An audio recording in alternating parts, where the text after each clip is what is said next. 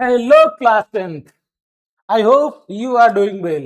जैसे कि आपको पता है, यहाँ पर आज हम पढ़ेंगे क्वाड्रेटिक इक्वेशन, जो कि आपका चैप्टर नंबर 4 होगा, है ना। तो चलिए समझते हैं कि ये क्वाड्रेटिक इक्वेशन होती क्या है और इसको कैसे हम आसान तरीके से सॉल्व कर सकते हैं। तो सबसे पहली बात आपका समझना ये जरूरी है कि what is a quadratic equation. एक क्वाड्रेटिक इक्वेशन एक्चुअली में होती क्या है, तो चलिए समझते हैं। देखिए, जो क्वाड्रेटिक इक्वेशन होती है that is nothing but a type of polynomial. क्या होती है?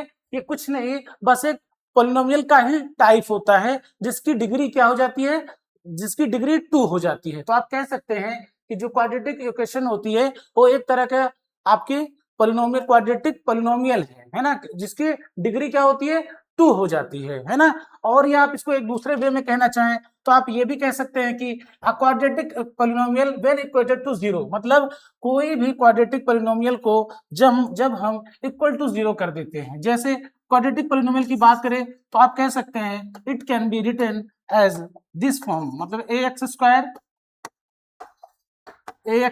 प्लस bx प्लस c जो होती है, इसको हम क्या कहेंगे, इसको हम क्वाड्रेटिक पॉलिनोमियल कहेंगे। क्यों? क्योंकि इसकी जो डिग्री है दैट इज 2, है ना। जब इसी को हम क्या कर देते हैं, इक्वल टू जीरो कर देते हैं, जब हम क्या करते हैं क्वाड्रेटिक पॉलिनोमियल को इक्वेटेड या इक्वल टू जीरो बना देते हैं, then it is a quadratic equation, तब आपके क्वाड्रेटिक इक्वेशन बन जाती है ना। और दूसरी बात समझिए, अब एक बात और समझिए, देखिए ये जो क्वाड्रेटिक इक्वेशन होती है ये बनती, देखिए ये जो है ना, ये that is the grandson of the algebraic expression. अगर आप थोड़ा सा दिमाग लगाइए तो कहानी स्टार्ट कहां से होती है, कहानी आपकी स्टार्ट होती है अलजेब्रिक एक्सप्रेशन से। अलजेब्रिक एक्सप्रेशन के बाद आपका क्या आता है, पॉलिनोमियल आता है। पॉलिनोमियल के बाद उसका एक ये हो जाता है, एक टाइप हो जाती है ना। तो आप कह सकते हैं कि this is the grandson of algebraic expression, है ना। अलजेब्रिक एक्सप्रेशन का ही ये क्या होता है, ग्रैंडसन है, उसका ये पोता एक तरह से है ना। और इसका क्वाड्रेटिक इक्वेशंस का पापा कौन होंगे, इनके डैड कौन होंगे, दैट इज अ पॉलिनोमियल, है ना। पॉलिनोमियल हो जाएगा, उसी का एक टाइप है ये, है ना। तो आई थिंक ये बात आपको समझ में आ रही है कि क्वाड्रेटिक इक्वेशन कुछ नहीं होती है, एक टाइप का पॉलिनोमियल होती है जिसकी जो डिग्री होती है दैट इज 2 होती है ना।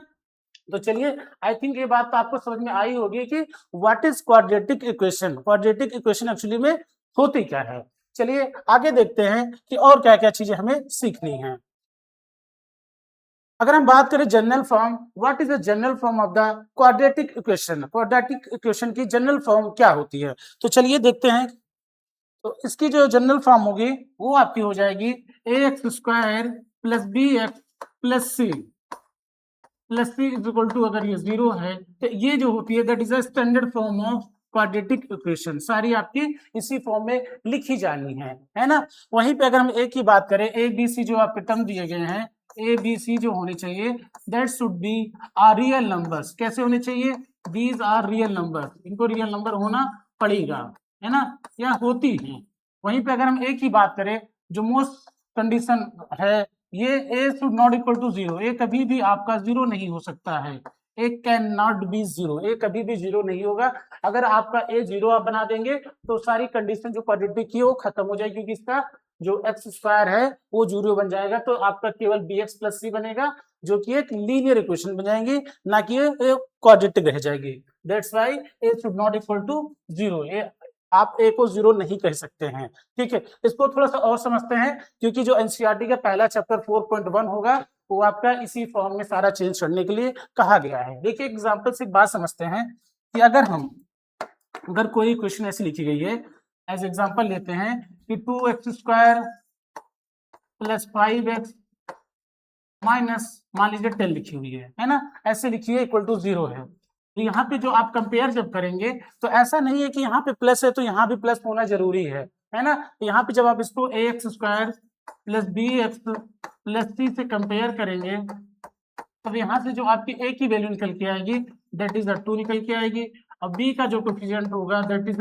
5 हो जाएगा, और c की वैल्यू आपके यहाँ पे -10 हो जाएगी, है ना। तो प्लस माइनस का जो चक्कर रहेगा उसको हम एज इट इज ले लेंगे, है ना, और बाकी कंपेयर आपको स्टैंडर्ड फॉर्म से ax square plus bx plus c से ही करना है। आई थिंक ये बात आपको समझ में आ रही होगी कि हम क्या कहना चाह रहे हैं, है ना। तो स्टैंडर्ड फॉर्म आई थिंक आपको क्लियर हुआ होगा कि what is the standard form of the quadratic equation. तो चलिए अब आगे की बात समझ लेते हैं कि इसमें और कौन कौन सी बातें हो सकती हैं। अगर हम इसके आगे समझे तो समझते हैं कि ये जो इक्वेशंस होती है क्वाड्रेटिक, इसके रूट्स क्या होते हैं, है ना। रूट्स की बात क्यों आ रही है, देखिए जब भी क्वाड्रेटिक इक्वेशन होगी तो आपको एक बात याद रखनी है कि उसके जो रूट्स होंगे दैट इज ऑलवेज टू। कितने होंगे, ऑलवेज टू, हमेशा दो ही उसके रूट्स आएंगे। अब समझते हैं कि यहाँ पे रूट्स का मतलब क्या है क्वाड्रेटिक इक्वेशन में, है ना। तो देखो भाई एक सिंपल सी बात होती है, जो भी क्वाड्रेटिक इक्वेशन आपकी बनती है ना, जो भी आपकी एग्जाम्पल समझते हैं, मान लेते हैं कि एक इक्वेशन लिखते हैं एक्स स्क्वायर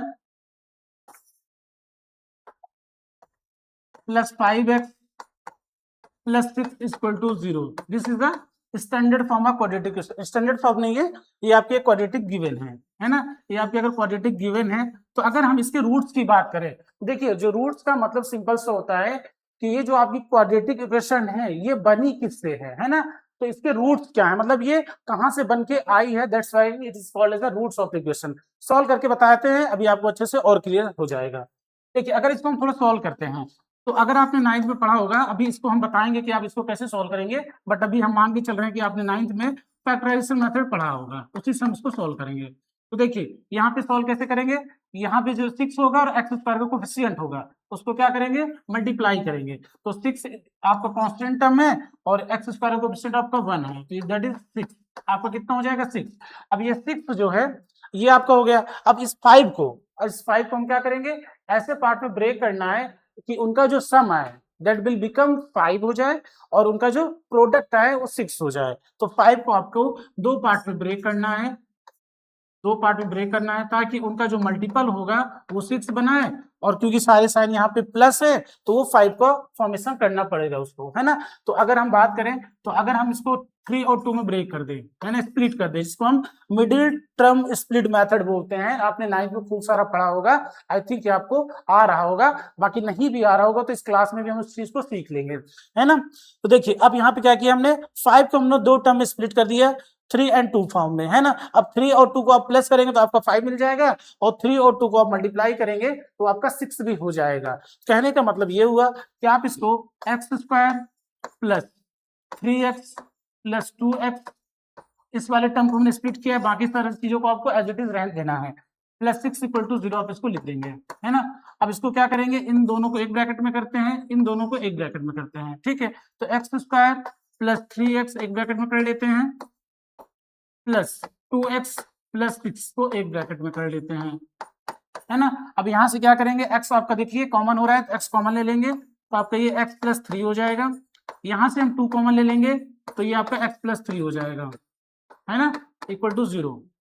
चलिए इसको हटाते हैं, आई थिंक ये आपको समझ में आया होगा कैसे किए हैं इसको स्प्लिट।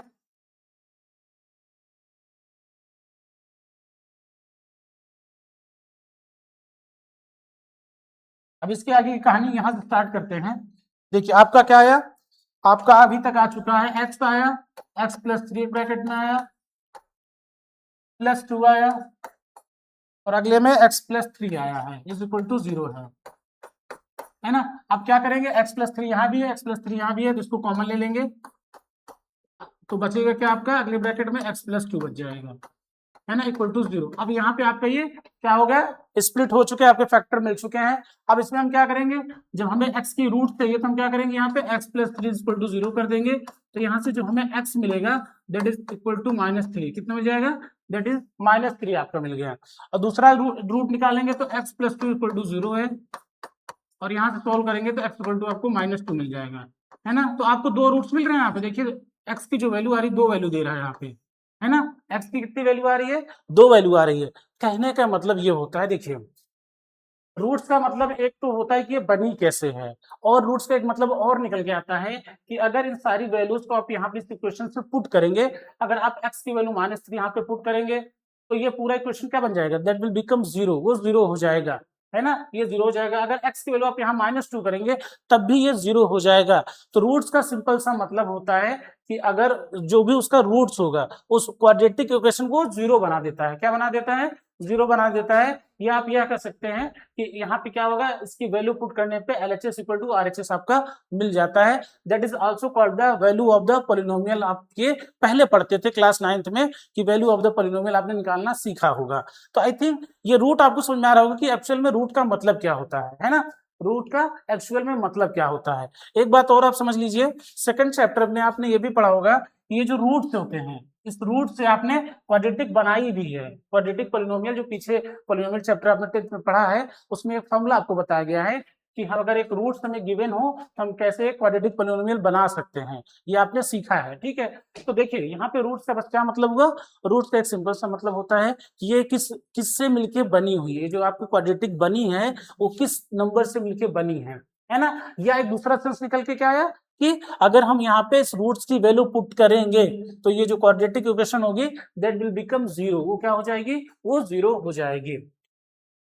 आई थिंक इस रूट्स की वैल्यू में आपको कोई कंफ्यूजन नहीं हुआ होगा कि रूट्स होते क्या है ना, रूट्स होते क्या है आपको समझ में आया होगा। चलिए अब इसी बात को आगे बढ़ाते हैं और इसको अभी बहुत सारे क्वेश्चंस हम सॉल्व करेंगे, रूट्स के भी निकालेंगे, इसके मेथड्स भी पढ़ेंगे, कौन कौन से मेथड्स होते हैं रूट्स निकालने के। ठीक है, तो चलिए ये रूट्स की बात हुई, आगे देखते हैं कि हमें क्या पढ़ना है।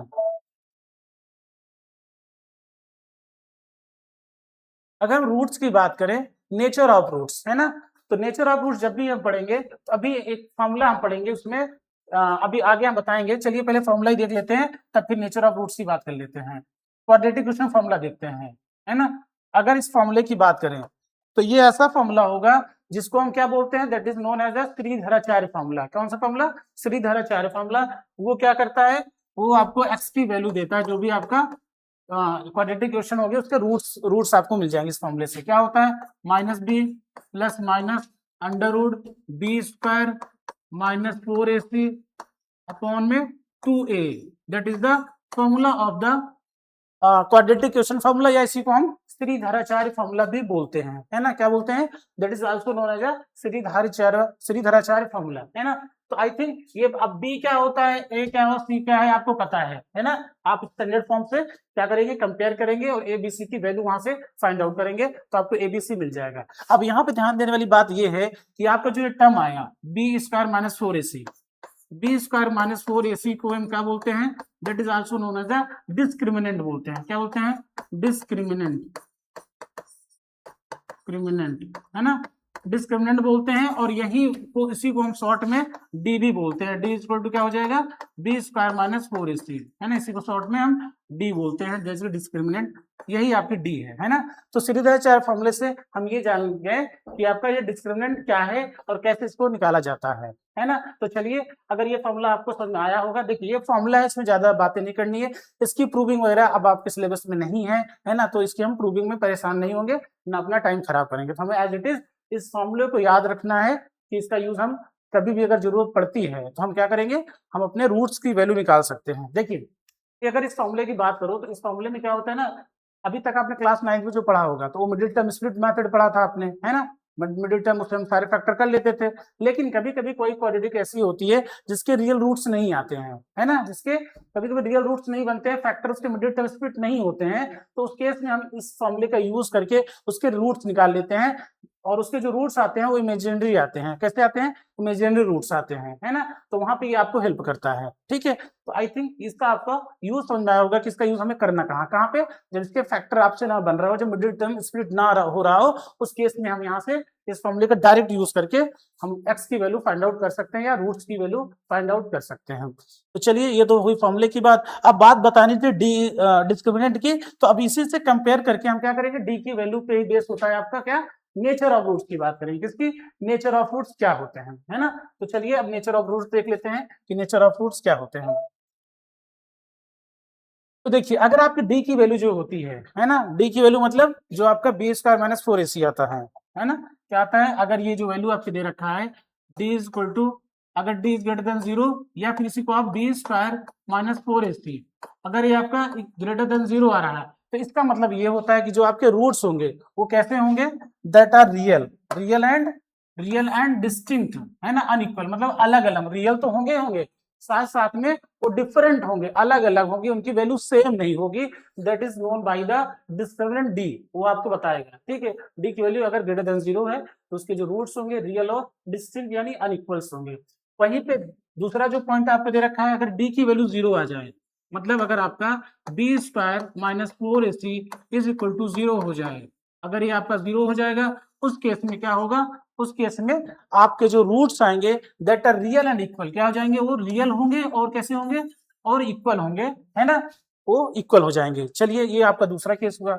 तीसरा केस क्या होगा, तीसरा अगर आपकी डी की वैल्यू जो आ गई दैट इज लेस देन 0, मतलब बी स्क्वायर माइनस 4ac अगर आपका लेस देन 0 आ गया, इसका मतलब क्या हुआ, जो आपके रूट्स होंगे वो आपके इमेजिनरी होंगे और अनइक्वल होंगे, कैसे होंगे, इमेजिनरी और अनइक्वल रूट्स आपके हो जाएंगे। तो ये आपके नेचर ऑफ रूट्स की बात हुई गई। आपके बोर्ड के लेवल पे ये सारे क्वेश्चंस बहुत आते हैं, इस वजह से इसकी प्रैक्टिस आपको अच्छे से कराई जाएगी, है ना। तो नेचर ऑफ रूट्स देखो, सिंपल सी बात थी कि आपको डिस्क्रिमिनेंट निकालना है और उसके बाद क्या करना है, कंपेयर करना है कि लेस देन 0 है, ग्रेटर देन 0 है ना, या इक्वल टू 0 है, इन तीनों को इसको मिलाना है। जैसे जो हमें कंडीशन सेटिस्फाई करेगा उसके बेस पे हम नेचर ऑफ रूट्स को फाइंड आउट कर सकते हैं। तो आई थिंक इसमें आपको कोई भी प्रॉब्लम नहीं होना चाहिए कि सर नेचर ऑफ रूट्स को हम कैसे निकाल सकते हैं, है ना। तो चलिए अब आगे थोड़ा सा पढ़ लेते हैं कि आगे हमें और क्या सीखना है। बाकी इसके सारे क्वेश्चन हम जैसे ही थ्योरम इसकी सारी थ्योरी कर लेंगे, हम इसके क्वेश्चन भी आराम से करेंगे, ठीक है। चलिए अगली बात आती है, नेचर ऑफ रूट्स पता चल गया आपको, क्वाड्रेटिक इक्वेशन फॉर्मूला पता चल गया आपको। अब सवाल ये उठता है कि ये सारी चीजें तो हो गई, अब ये बताइए सर कि जो method of finding roots of quadratic equation है, मतलब क्या हुआ कि आप किसी भी क्वाड्रेटिक इक्वेशन से रूट्स कैसे निकालेंगे, तो उसके जो मेथड्स होते हैं वो आपका होता है क्वाड्रेटिक फॉर्मूला, जो अभी आपको बताया गया सीरीज एचआर फॉर्मूला को। सेकंड मेथड होता है फैक्टराइजिंग मेथड होता है, जिसका एक नाम और होता है स्प्लिटिंग द मिडिल टर्म, है ना। दूसरा नाम क्या है, splitting the middle term, middle term को आप स्प्लिट करके फैक्टर कर सकते हैं। तीसरा आपको जो करना है that is a completing the square, ये आपको पहले पढ़ाया जाता था, आपके सिलेबस में अब कंप्लीटिंग द स्क्वायर नहीं है, लेकिन हम इसको क्वेश्चंस के थ्रू आपको समझा देंगे कि ये एक्चुअल में होता क्या है। लेकिन अभी आपको सिलेबस के अकॉर्डिंग आपको दो ही चीजें करनी है, first one is a quadratic formula, second one is a splitting the middle term से करना, जो आपने क्लास 9th में भी सीखी होगी, अच्छे से ढंग से प्रैक्टिस आपने की होगी। तो चलिए ये तो बात हुई इस चैप्टर्स की, मतलब इस चैप्टर के क्या, इस चैप्टर की जो मेन कोर बातें हैं, ये चैप्टर जो बेस्ड होगा इन सब बातों पे बेस्ड होगा, इन्हीं सारी चीजों को हमें अप्लाई करना होगा इस चैप्टर में। तो चलिए अब इन्हीं चीजों को हम क्वेश्चंस के थ्रू देखते हैं कि क्या क्या होगा। तो यहाँ पे सबसे पहला जो हम काम करेंगे, पहले हम एनसीईआरटी के क्वेश्चन कुछ करेंगे और कुछ फिर अदर्स बुक के रेफरेंस क्वेश्चंस ले लेंगे, रेफरेंस बुक के, ताकि आपको बोर्ड लेवल के तक के क्वेश्चन अच्छे से हो जाए। तो चलिए देखते हैं, जो पहला एक्सरसाइज एनसीईआरटी का 4.1 उसी को सॉल्व करते हैं। पहला आपको दे रखा है, आपको चेक करना है, check whether the following are quadratic equation, आपको चेक करना है कि क्या इनमें से गिवन जो सारी चीजें हैं वो क्वाड्रेटिक हैं कि नहीं है। तो चलिए एक एक करके करते हैं, और आई थिंक आप भी अच्छे से मन लगा के इन चीजों को पढ़ेंगे, ताकि आपके लिए ये वीडियो बड़ी हेल्पफुल रहे, है ना, तभी हम अपना टाइम लगा रहे हैं, आप भी अपना टाइम लगा रहे होंगे। तो चलिए पहला क्वेश्चन देख लेते हैं कैसे इसको सॉल्व करते हैं। तो अगर हम पहला क्वेश्चन यहीं पे कर देते हैं, चलिए पहला क्वेश्चन आपके गिवन है x+1 का होल स्क्वायर है, x+1 का होल स्क्वायर है इज इक्वल टू आपको दे रखा है 2x-3। अब इसको आपको करना क्या है, देखिए हम कैसे पता करेंगे कि ये जो क्वेश्चन है क्वाड्रेटिक है कि नहीं है। हम पहले इसको ax² + bx + c is equal to 0 के फॉर्म में लाएंगे, किस फॉर्म में, अपने स्टैंडर्ड फॉर्म में ले आएंगे। अगर उस स्टैंडर्ड फॉर्म में बन जाती है तो हम बता देंगे भैया ये क्या है, that is a quadratic equation, ये है ना। तो इसका यही एक तरीका है। तो चलिए पहले इसको सिंप्लीफाई कर लेते हैं। सिंप्लीफाई करेंगे तो हम यहाँ पे x+1 का होल स्क्वायर है, तो यहाँ पे हम कौन सी फॉर्मूला लगाएंगे, आइडेंटिटी लगाएंगे, a + b का होल स्क्वायर की आइडेंटिटी लगाएंगे, है ना। तो चलिए इसको ब्रेक करते हैं, तो x² हो जाएगा +2ab that is 2x + 1 is equal to 2x - 6 ये आपका हो जाएगा। अभी क्योंकि हमें इस साइड में RHS साइड में क्या लाना है, वो आपको 0 लाना है ना, तो इधर हम 0 कर देते हैं, सारे टर्म इधर उधर उठा के ले आते हैं, तो x² हो जाएगा +2x + 1 - 2x + 6 इक्वल टू यहाँ पे आपको 0 कर देना है, क्योंकि हमें कंपेयर करना है स्टैंडर्ड फॉर्म से, है ना। तो अब इसको सॉल्व करेंगे तो ये आपका 2x से 2x प्लस माइनस से कैंसिल हो जाएगा, आपका ये बनेगा x square plus 7 is equal to 0, है ना। ये आपका बन गया। अब आप कहेंगे सर यहाँ पे x का टर्म तो आया ही नहीं, bx का टर्म, लेकिन एक्स स्क्वायर तो है ना। आपको क्या करना है, एक्स स्क्वायर क्या तो है। तो इसको अगर आप लिखना चाहें दूसरे फॉर्म में कंपेयर करने के लिए तो आप इसको ऐसे भी तो लिख सकते हैं कि यहाँ पे जो b का कोफिशिएंट x का कोफिशिएंट होगा उसको हम 0 कर देंगे, है ना, x square plus B x, या इसको आप ऐसे लिख दीजिए b इंटू 0, 0 इंटू एक्स कर दीजिए, क्या क्योंकि 0 बन जाएगा प्लस 7, क्योंकि यहाँ पे आपका ये 0, आप इसको b जो है वो 0 हो जाएगा। तो आप कंपेयर करिए एक्स स्क्वायर, वही बात तो लिखिए, बस हमने उसको A x square plus B x plus C के फॉर्म में लिख दिया, है कि नहीं। बस यहाँ पे दिक्कत क्या है, यहाँ पे दिक्कत ये है कि b की वैल्यू सर जो गिवन है वो आपको यहाँ पे 0 गिवन है ना, लेकिन है तो उसी फॉर्म में, तो यहाँ पे 0 गिवन है। तो यहाँ से आप कंपेयर करेंगे तो ये आपके स्टैंडर्ड फॉर्म में मिल रही है। दैट्स वाई जो आपको दे रखा था क्वेश्चन में, दिस इज अ स्टैंडर्ड, मतलब ये क्वाड्रेटिक इक्वेशन आपकी है ना, है, ये आपका प्रूव हो गया। तो चलिए इसको नोट डाउन कर लीजिए। चलिए अब इसी के साथ में हम दूसरा क्वेश्चन करेंगे। दूसरा क्वेश्चन आपको क्या दे रखा है, चलिए इसको हटा देते हैं क्योंकि जगह वहीं पे है, आई थिंक आपने नोट डाउन कर लिया होगा। चलिए सेकंड क्वेश्चन देखते हैं। सेकंड क्वेश्चन आपसे कह रहा है कि आपको गिवन है x square minus 2x is equal to -2, अगले को ब्रैकेट में 3 - x है। तो इसको आप क्या करेंगे, इसको आप सॉल्व करेंगे, पहले सिंप्लीफाई करेंगे। तो एक्स स्क्वायर माइनस 2x को ऐसे ही रहने देते हैं, है ना, इक्वल टू इसको पहले सॉल्व कर लेते हैं, ये -6 हो जाएगा प्लस 2x हो जाएगा। अब सारी चीजों की घर पे वालों को ले आके पकड़ के इक्वल टू इधर करते हैं, एक्स स्क्वायर हो जाएगा -2x हो जाएगा प्लस 6 हो जाएगा -2x हो जाएगा इज इक्वल टू इधर 0 हो जाएगा, है ना। अब अगर इसको हम सॉल्व करेंगे और तो आपका क्या हो जाएगा, x square -4x plus 6 equal to क्या हो गया आपका 0 है। ये भी आपका क्या हो गया, this is also a quadratic equation, ये भी आपके क्वाड्रेटिक इक्वेशन बन जा रही है। तो ये भी आपका क्वाड्रेटिक है, तो पहला भी हो गया क्वाड्रेटिक, दूसरा भी हो गया। आई थिंक इसमें भी आपको कोई डाउट नहीं हुआ होगा, बड़े आसान तरीके से हमने सॉल्व कर लिया है ना। चलिए अब थर्ड क्वेश्चन करते हैं। थर्ड क्वेश्चन आपको गिवन है, अगर हम थर्ड क्वेश्चन की बात करें तो आपको गिवन है दैट इज x - 2a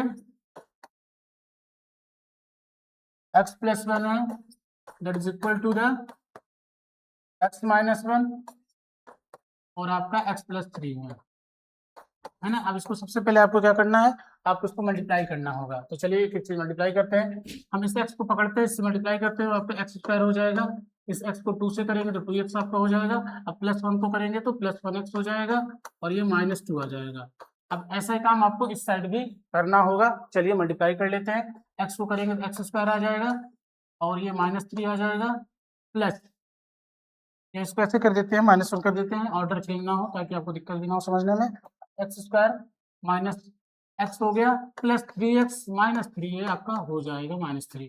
इसको सॉल्व करते हैं थोड़ा सा, एक्स स्क्वायर सॉल्व करेंगे तो 2x में से एक x जाएगा तो आपका -x हो जाएगा, ये -2 आ जाएगा। इधर वाले को भी सॉल्व करेंगे तो आपका एक्स स्क्वायर हो जाएगा और ये +2x हो जाएगा -3 हो जाएगा। अब आपको पता है कि सारी चीजों को हमको इधर ले आना, क्योंकि इस साइड हमको क्या करना है, 0 करना है ना। तो चलिए x square -x -2 -x square -2x plus 3 is equal to 0। आपको ये पता होगा कि जब हम इक्वल टू के साइन इधर ले आते हैं, अगर उसको हम चेंज कर रहे हैं जगह को, उस प्लेस को, तो सारे साइन इधर वाले क्या हो जाएंगे, अपोजिट हो जाते हैं इधर लाते समय।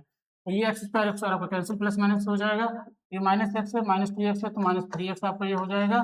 वहीं पे -2 + 3 की बात करें तो +1 आ जाएगा दैट इज इक्वल टू 0। तो आप ये देख रहे हैं यहाँ पे आपका कहीं भी कुछ भी क्वाड्रेटिक जैसा लग नहीं रहा, ये लीनियर बन गया आपका। कैसा बन गया, लीनियर इक्वेशन बन जाएगा। दैट्स व्हाई आप कह सकते हैं जो थर्ड वाला होगा वो आपका क्वाड्रेटिक नहीं है, that is a linear form, आपको लीनियर फॉर्म दिखा रहा है। ठीक है, चलिए तो आपको सारे क्वेश्चन ऐसे ही करने हैं, है ना। सारे क्वेश्चन आपको सॉल्व करके स्टैंडर्ड फॉर्म से कंपेयर कर लीजिएगा। अगर इसमें और कोई डाउट होगा किसी क्वेश्चन में बताइएगा, हम और सारे क्वेश्चन करा देंगे। हमने 3 क्वेश्चन करा दिया है, आप घर पे 2, 3, 4 क्वेश्चन करिएगा। जिसमें अगर डाउट होगा तो आप कमेंट बॉक्स में कमेंट करके जरूर पूछ लीजिएगा। चलिए इस पे कुछ हम और क्वेश्चन करा देते हैं जो कि आपके लिए हेल्पफुल होगा। वर्ड प्रॉब्लम आपको बता रहा है कि आप इसको कैसे फॉर्म कर सकते हैं, क्वाड्रेटिक इक्वेशन के फॉर्म में आपको इसको बनाना है ना, सॉल्व नहीं करना है। इस वाले चैप्टर में आपको ना इसको as it is word problem को क्वाड्रेटिक इक्वेशन के फॉर्म में फॉर्म करके छोड़ देना है, इसको हमको सॉल्व नहीं करना है। चलिए समझते हैं कैसे करेंगे। कह रहा है the area of a rectangle plot is 528 metre square, है ना। कह रहा है कि एक कोई रेक्टेंगुलर प्लॉट है, उसका जो एरिया गिवन है वो कितना है, 528 मीटर स्क्वायर है। और कह रहा है the length of the plot, है ना, मीटर में कह रहा है जो लेंथ प्लॉट की है, 1 more than the twice its breath. कह रहा है इसके ब्रेथ से 2 टाइम से एक ग्रेटर है, क्या, उसकी लेंथ ग्रेटर है। तो आपको पता करना है find the length and breadth of the plot, है ना। तो आपको पता करना है उसकी लेंथ और ब्रेथ आपको पता करना है। इसको आपको पता नहीं करना है तो इक्वेशन बना के छोड़ देना है, ठीक है। चलिए अब इसको सॉल्व करते हैं। पहली कंडीशन क्या मानेंगे, देखो इसने आपको हिंट यहाँ दे रखा है कि the length of the plot 1 more than the twice its breadth. Breadth इसने ब्रेथ के बारे से ब्रेथ से कंपेयर कर रखा है। हम इसमें अज्यूम करेंगे, let us assume breadth of the rectangle plot, क्या मानेंगे, रेक्टेंगल प्लॉट का जो ब्रेथ मानेंगे वो आपका x हो जाएगा, x मान लिया हमने, है ना। अब उसके बाद उसकी जो लेंथ होगी आपकी, लेंथ आपकी हो जाएगी, लेंथ ऑफ द रेक्टेंगल आप क्या करेंगे, it is equal to 2x + 1 हो जाएगी, कितनी, 2x + 1, क्योंकि ये कह रहा है इसकी ब्रेथ के 2 टाइम से 1 ग्रेटर है, 1 मोर देन है। तो हमने क्या किया, x में 2 का मल्टीप्लाई कर दिया तो 2x हो गया, प्लस 1 कर दिया क्योंकि 1 ग्रेटर था, है ना। तो आपको लेंथ और ब्रेथ मिल गई। अब आपको पता है कि एरिया ऑफ रेक्टेंगल क्या होता है, सारी दुनिया को पता है, आपको भी पता होना चाहिए। एरिया ऑफ रेक्टेंगल जो होता है that is equal to the length into breadth, length into breadth, L into b होता है ना। अब यहाँ पे एरिया ऑफ रेक्टेंगल आपको दे रखा है तो यहाँ पे आप 528 लिखेंगे इज इक्वल टू L कितना दे रखा है आपको, लेंथ आपको 2x + 1 दे रखा है, और आपको ब्रेथ कितनी है, ब्रेथ आपको f दे रखी है ना। अब इसको आप सॉल्व करेंगे, तो आप इसको सॉल्व करेंगे तो 528 इज इक्वल टू आ जाएगा आपका 2x² + x, है ना। अब इस वाले 28 को आप चाहे तो इसको ट्रांसफर ऐसे कर लीजिए, अगर आपको अकॉर्ड लग रहा हो इसको, तो 2x² + x इक्वल टू 528। अब आपको इधर 0 करना होता है क्योंकि हम पहले जैसे बताए थे उसी फॉर्म में चेंज कर रहे हैं, बाकी आप इसको अल्टरनेट्स को चेंज कर सकते हैं, इससे कोई दिक्कत नहीं है, ठीक है। तो चलिए अब इसको लिखते हैं, 2x² + x - 528 is equal to क्या हो जाएगा, दैट इज इक्वल टू 0। अब ये जो आपका बना, ये आपका क्वाड्रेटिक इक्वेशन के फॉर्म में बन गई। यही आपसे पूछ रहा था कि आपको इनको रिप्रेजेंट करना in the form of quadratic equation, ये आपका आंसर हो जाएगा, दैट इज योर आंसर, ठीक है। आई थिंक अब आप इसको नोट डाउन करेंगे और इसमें अगर आपको कोई दिक्कत होगी तो बताइएगा, है ना। वैसे दिक्कत होनी नहीं चाहिए आपको, ठीक है। चलिए नोट डाउन कर लीजिए, फिर अगले क्वेश्चन पे चलते हैं। मस्त से पढ़ना है, आराम से पढ़ना है, एकदम चिल होकर पढ़ना है। सारा सिलेबस आपको यहाँ पे कराया जाएगा, इसी चैनल पे सारा कुछ आपको मिल जाएगा, क्लास 10 और क्लास 9 का, ठीक है। तो चलिए अगले क्वेश्चन पे चलते हैं। अगला क्वेश्चन कह रहा है कि the product of 2 consecutive positive integer is 306। अब need to find the integers, हमें इंटीजर्स पता करना है, कुल मिला के हमें फॉर्मेशन करना है क्वाड्रेटिक का। चलिए तो कह रहे the product of 2 consecutive positive integer. Consecutive का मतलब क्या होता है ये आपको समझना जरूरी है। कंसेक्यूटिव का मतलब होता है लगातार, है ना, क्या है, लगातार। तो पहला केस क्या करेंगे आप, पहला तो ये मान लो कि लेट अस अज्यूम ही करना है कि जो पहला इंटीजर होगा पॉजिटिव इंटीजर होगा, let's assume first integer is x, first integer ये हो जाएगा दैट इज x, है ना। तो कंसेक्यूटिव बोला है तो इसमें एक प्लस कर दो। सेकंड इंटीजर आपका क्या हो जाएगा, सेकंड इंटीजर पॉजिटिव इंटीजर वो आपका x + 1 हो जाएगा, बिल्कुल सीधा था, x + 1 हो जाएगा, कोई दिक्कत नहीं होगी, है ना। अब क्या करें इनका प्रोडक्ट, अब यहाँ पे क्या लिखेंगे, अकॉर्डिंग टू क्वेश्चन। भाई बोल रहा है कि इन दोनों का जो प्रोडक्ट होगा, मतलब x का और x + 1 का जो प्रोडक्ट होगा, है ना, वो क्या होगा, दैट इज इक्वल टू 306। आपको ये दे रखा है 306, आपने लिख दिया इनका प्रोडक्ट। अब इनको मल्टीप्लाई कर दीजिए, x² + x is equal to 306 हो गया। अब इसको इधर ले आइए क्योंकि हमें स्टैंडर्ड फॉर्म में लिखना है, x² + x - 306 is equal to 0 हो गया। ये कौन सा फॉर्म दिखा रहा है, ये आपकी क्वाड्रेटिक इक्वेशन का फॉर्म हो गया, ये आपका आंसर हो जाएगा। बताओ ये कुछ क्वेश्चन में कोई दम है? हो जा रहा आसान तरीके से, जो कह रहा है चुपचाप करते जाओ, आंसर लेते जाओगे, है ना। आई थिंक ये क्वेश्चन आपको, इसमें कोई डाउट क्या होना चाहिए इसमें भाई, उसने बोला है दो कंसेक्यूटिव नंबर करना है, तो हमने मान लिया पहले नंबर एक्स है, दूसरी आपको क्या मानना है भाई, कंसेक्यूटिव मतलब लगातार कह रहा है, तो एक्स प्लस वन मान लिया हमने। अब उन दोनों का क्वेश्चन ही बोल रहा है कि भाई प्रोडक्ट करना है, तो हमने मल्टीप्लाई कर दिया, दैट इज इक्वल टू 306, है ना, 306 आ गया, चुपचाप मल्टीप्लाई कर दिया, इधर इक्वल टू 0 दिखाना है, सारी वैल्यू उतार के यहाँ रख दिया, बात खत्म, आंसर आ गया, है ना। तो चलो आई थिंक ये भी क्वेश्चन आपको अच्छे से समझ में आया होगा। चलिए अगले क्वेश्चन को देखते हैं। मे बी ये जो क्वेश्चन होगा आपका आज का, ये लास्ट क्वेश्चन होगा, नहीं एक क्वेश्चन इसके बाद और बचेगा आपका। बोल रहा है कि Rohan mother is 26 year older than him, ठीक है भाई, रोहन की जो माता जी हैं उससे 26 साल बड़ी हैं। फिर कह रहा है the product of their edges in years 3 years from now, मतलब अभी से 3 साल बाद जो भी इनकी एज होगी उसका जो प्रोडक्ट है वो कितना है, 360 है, मतलब 360 है। आपको बताना है we would like to find Rohan's present age, तो रोहन की प्रेजेंट एज हम बाद में पता करेंगे, पहले हम क्वाड्रेटिक बना लेते हैं, है ना। क्वाड्रेटिक कैसे बनाएंगे, तो भैया हम क्या करेंगे, रोहन को ही मानेंगे, रोहन से कहानी स्टार्ट होगी अपनी। चलिए इसको करते हैं, लेट्स अज्यूम, अज्यूम ही करने में है जीवा अपना, तो लेट्स अज्यूम रोहन प्रेजेंटेज मान लेते हैं, कितनी उसकी है, एक्स है,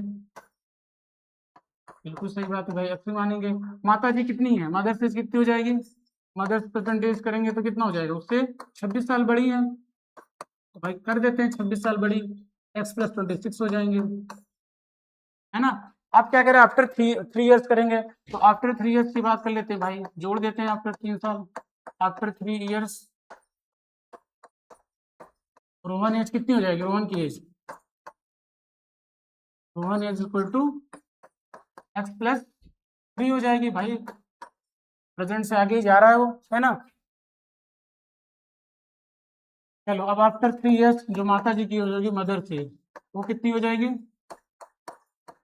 मदर से जो हो जाएगी that is x plus 26 plus 3 that is x plus 29 हो जाएगी, बिल्कुल सही बात है, 29 कर देते हैं। अब क्या कह रहा है, अब इनकी इनकी जो क्वेश्चन क्या कह रहा है, क्वेश्चन कह रहा है भाई अब इनकी एज का जो प्रोडक्ट है, मतलब एक्स प्लस 3 और एक्स प्लस 29 का जो प्रोडक्ट है इनकी एज का, दैट इज 360 है, 360 बना देंगे, बिल्कुल सही बात है, बना दिया हमने 360, मल्टीप्लाई कर लो चुपचाप उठा के, एक्स को उठाओ, एक्स स्क्वायर हो जाएगा, 3 से मल्टीप्लाई करेंगे 3x हो जाएगा, प्लस 29x हो जाएगा, प्लस इसको मल्टीप्लाई कर दो खट से, 9 3 27, 3 2 6, 6 2 8, है ना, is equal to 360।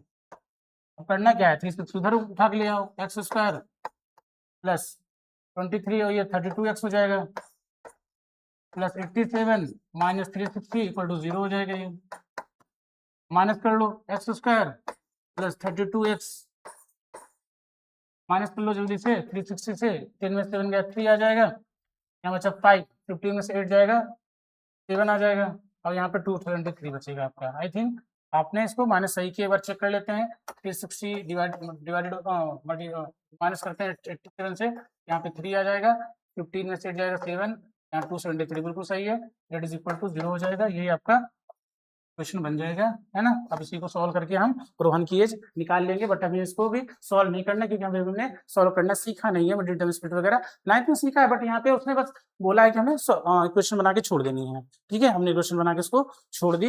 I think अब ये क्वेश्चन आपका हो गया होगा, इसमें आपको कोई भी डाउट होना नहीं चाहिए वैसे, बट अगर होता है तो आप कमेंट बॉक्स में जरूर पूछिएगा कि इसको आप फिर से समझा दीजिए, तो हम इसको फिर से आपको समझा देंगे, या आप फिर वीडियो पॉज करके इसको दोबारा भी देख सकते हैं, समझ सकते हैं, है ना। चलिए आज का हमारा लास्ट क्वेश्चन होगा, देख लेते हैं फटाफट। लास्ट का क्वेश्चन हमसे कह रहा है कि a train travels a distance of 480 kilometre at a uniform speed, ठीक है भाई कर रहा है, if the speed had been 8 kilometre per hour less, कह रहा है अगर उसकी स्पीड जो हो जाती है 8 किलोमीटर पर आवर लेस हो जाती है, it would have been taken 3 hours more. अब स्पीड को कम करेगा तो टाइम क्या लगेगा, ज्यादा लगेगा, कह भी रहा है कि 3 आवर्स मोर ले रहा है to cover the same distance, same distance को ट्रेवल करने के लिए वो क्या कर रहा है, 3 घंटे ज्यादा ले रहा है। चलिए देखते हैं कहानी कहाँ से स्टार्ट करते हैं, कहानी अपनी पुरानी स्टार्ट होगी यहाँ से कि भाई लेट्स अज्यूम, मान लेते हैं let's assume speed of the train, क्योंकि स्पीड की बात कर रहा है तो स्पीड ऑफ द ट्रेन जो हो जाएगी कितनी मान लेते हैं, एक्स मान लेते हैं। Speed of train is equal to x हो जाएगी, बिल्कुल सही बात है ना। अब इस समय इसकी डिस्टेंस कितनी है, डिस्टेंस का, क्योंकि ये टाइम का लेस मोड दे रखा है तो हमें टाइम के टर्म में इसको निकालना पड़ेगा। डिस्टेंस आपको 480 किलोमीटर दे रखा है, तो यहाँ से अगर हम टाइम की बात करें, time taken by the train, time taken by the train, आपको पता है कि टाइम का जो फॉर्मूला होता है, टाइम इक्वल टू होता है डिस्टेंस अपॉन में स्पीड। तो 480 अपॉन में इसको हम क्या कर देंगे, एक्स। ये आपको पता है, फॉर्मूला नहीं पता तो यहाँ पे लिख लीजिए। टाइम इक्वल टू क्या होता है, डिस्टेंस अपॉन में स्पीड। ये तीनों फॉर्मूले आपको कराया गया होगा। स्पीड इक्वल टू क्या होता है, डिस्टेंस अपॉन में टाइम होता है, और क्या होता है, डिस्टेंस इक्वल टू क्या होता है, स्पीड इनटू टाइम होता है। ये बेसिक सारी बातें आपको पहले क्लास में बताई गई हैं, है ना। अब दूसरी बात, अकॉर्डिंग टू क्वेश्चन, ये पहली कंडीशन थी। सेकंड कंडीशन में क्या कह रहा है कि if speed of the train जो कर रहा है वो लेस कर रहा है 8 किलोमीटर पर आवर, तो चलो लेस कर देते हैं according to second condition. Second condition,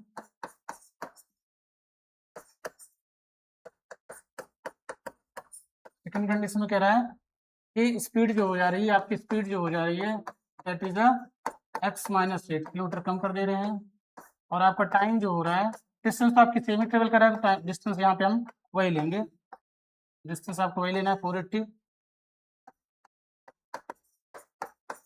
distance equal to 480 kilometre. अब आपको यहाँ से फिर से टाइम निकालना पड़ेगा।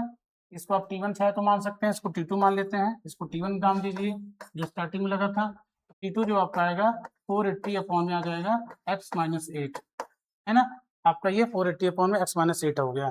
अब सवाल ये उठता है कि सर इसके आगे हम सॉल्व कैसे करेंगे, तो इसको आप नोट डाउन कर लीजिए, हम यहाँ पे इसको अलग से सॉल्व कर लेते हैं, है ना। चलो अब देखिए, उसने जो टाइम का यहाँ पे रेफरेंस दे रखा है कि 3 आवर्स मोर देना है, मतलब क्या हुआ कि टाइम का जो डिफरेंस यहाँ पे है 3 है, कितना है टाइम का जो डिफरेंस है दैट इज 3।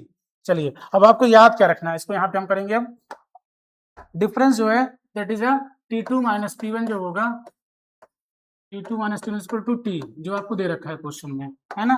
तो अब एक काम बताइए, T2 जो होगा वो कितना होगा, 480 अपॉन में x माइनस 8 माइनस 480 अपॉन में x, वो आपको कितना दे रखा है, आपको 3 दे रखा है। अब देखो समझने वाली बात यह है कि सर आपने x माइनस 8 वाली स्पीड को, टाइम को पहले क्यों लिखा है, तो सवाल ये होता है बेटा, देखो समझो, ये जो x माइनस 8 है ये कैसी वैल्यू देगा, this is a smaller value, इससे छोटी वैल्यू है। अब जब छोटी वैल्यू से हम डिवाइड करेंगे तो ये कैसी वैल्यू मिलेगी, बड़ी वैल्यू मिलेगी, और बड़ी वैल्यू से माइनस करेंगे तब आपका ये कंडीशन फुलफिल करेगा। दैट्स वाई इस वाले टर्म को आपको पहले लिखना है, ये आपको बड़ी वैल्यू देगा, ये 480 अपॉन एक्स में इससे बड़ी वैल्यू उसकी होगी, है ना, मतलब ये इससे छोटी होगी। अब बड़ी वैल्यू ये देगा तो उसके लिए ये वाला x माइनस 8 को आपको नीचे रखना है, क्योंकि ये छोटा इससे हो जा रहा है तो ये बड़ी वैल्यू देगा। आई थिंक ये बात आपको समझ में आई होगी। चलो अब इसको सॉल्व करते हैं। इसका जो एलसीएम होगा वो x माइनस 8 और x हो जाएगा। अब इसको 480 x माइनस 8 x यहाँ से मल्टीप्लाई करेंगे और यहाँ पे क्या करेंगे 480 को, चलो 480 को आप क्या किससे मल्टीप्लाई करेंगे, या तो काम कर सकते हैं आप इसको और आसान तरीके से सॉल्व कर सकते हैं। एक तरीका इसका और आसान तरीका है, क्योंकि 480 दोनों तरफ ये तो हम 480 यहाँ पे कॉमन ले लेते हैं, आपको जो बचेगा वहाँ पे x 1 by x minus 8 minus 1 by x बचेगा, दैट इज इक्वल टू 3 बचेगा। अब इसको यहाँ से कैंसिल करिए, आपका कितना बनेगा यहाँ 160 बन जाएगा। तो आपका कुल मिला के बात ये हो रही है कि 1 अपॉन में x minus 8 minus 1 by x is equal to 1 by 60 हो जाएगा। सही बात है। अब इसको सॉल्व करेंगे तो यहाँ पे x माइनस 8 आ जाएगा और यहाँ पे x आ जाएगा इज इक्वल टू 160 हो जाएगा, अपॉन में 1 अपॉन 60, है ना। अब चलिए आगे देखते हैं इसको, यहाँ पे x आएगा, यहाँ पे माइनस माइनस आ जाएगा और यहाँ पे x माइनस 8 हो जाएगा। अब इसको और आगे सॉल्व करेंगे, है ना। यहाँ पे थोड़ा सॉल्व कर लेते हैं, थोड़ा हमने राइटिंग बड़ी कर दी है, अगली बार इस बात का ध्यान रखा जाएगा। x माइनस x प्लस 8 हो जाएगा ये, अपॉन में एक्स स्क्वायर माइनस 8x हो जाएगा इक्वल टू 1 अपॉन में 160 हो जाएगा, है ना। अब इसको सॉल्व करेंगे तो आपका x यहाँ से कैंसिल हो जाता है, एक्स स्क्वायर का क्रॉस मल्टीप्लाई करेंगे तो 8 इंटू ये बनेगा 160 is equal to x square minus 8x, है ना। अब इसको सॉल्व करेंगे तो 8 0 0 8 से 48, 8 1 to 8 हो जाएगा, is equal to x square minus 8x। अब इसी को हम लिख सकते हैं एक्स स्क्वायर माइनस 8x, है ना, इज इक्वल टू 1 to 8 0। अब इसको आपको इधर ले आना होगा, x square minus 8x minus 1 to 8 0 is equal to 0। तो ये आपकी क्वाड्रेटिक बन गई है। आई थिंक कोई भी दिक्कत आपको नहीं होना चाहिए, है ना। X square minus 8x minus 1 to 8 0, that is your answer. ये आपका साफ साफ आंसर हो जाएगा। तो आई थिंक ये सारे क्वेश्चंस आपको अच्छे समझ में आए होंगे। यहाँ पे क्या किया गया, एक एक बात आपको एक स्टेप एकदम क्रिस्टल क्लियर तरीके से बताया गया, समझाया गया होगा। अगर आपको फिर भी डाउट रहेगा तो आप इस वीडियो को सेकंड टाइम देखिएगा, आई थिंक आपको अच्छे समझ में आएगा। तो चलिए आज की वीडियो में बस इतना ही, धन्यवाद।